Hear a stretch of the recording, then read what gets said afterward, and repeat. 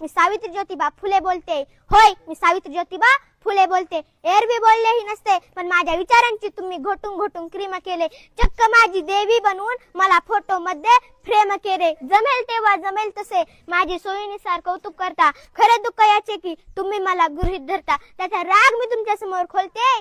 होय, मी सावित्री ज्योतिबा फुले बोलते. कुऱ्हाडीत जाणार नको तस्कार व्हावा. सगळ्या गोष्टी डोक्यावरून गेल्यात. ज्या माझ्या वारसा सांगतात त्याच बेईमान झालेत. असे होईल मला काय माहित. मला कुठे पुढचे दिसले होते.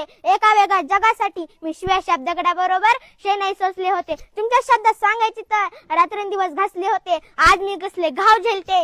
होय, मी सावित्री ज्योतिबा फुले बोलते.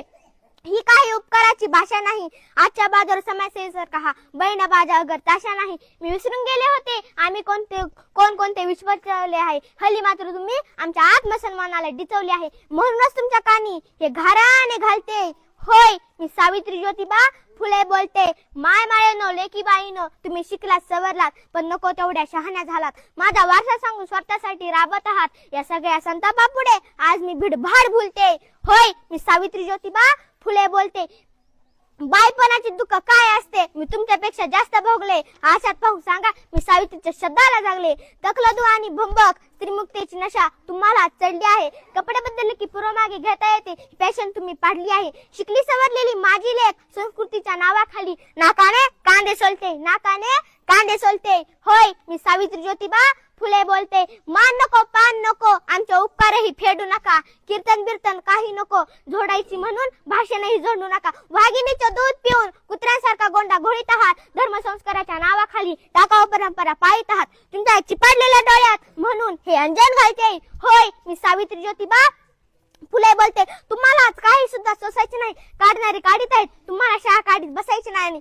तुम्ही फक्त पुरोगामित्वाचा खरा वासा घ्यायला पाहिजे. एखादा दुसरे यशवंत शोधून त्याला आधार द्यायला पाहिजे. त्याला आधार द्यायला पाहिजे. शाळा कॉलेजचे पीक तर हायब्रिड सारखे डोलते. शाळा कॉलेजचे पीक तर हायब्रिड सारखे डोलते. होय, मी सावित्री ज्योतिबा फुले बोलते. मनमानी आणि स्वयंचाराला पुरोगामित्वाचे लेबल लावणे यासारखी दुसरी सोपी युक्ती नाही.